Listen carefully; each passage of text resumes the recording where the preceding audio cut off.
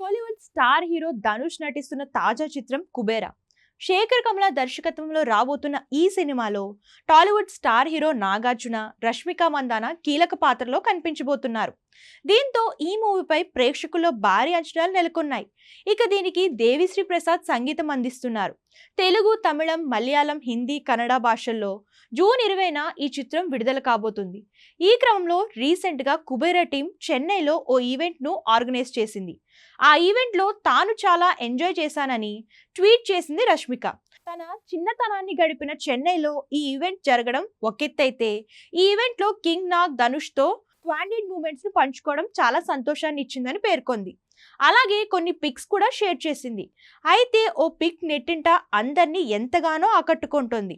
ఆ pick speciality ఏంటంటే, king Nagarjuna రష్మికకి ఏదో చెప్తుంటే ఆయన కాళ్ళ దగ్గర కూర్చుని రష్మిక వింటుంది. ఇంత ఎదిగినా కూడా రష్మిక సింపుల్ సిటీ, పెద్దలను గౌరవించడం చూస్తుంటే తెగ ముచ్చటేస్తుందని నెటిజన్స్ కామెంట్స్ చేస్తున్నారు.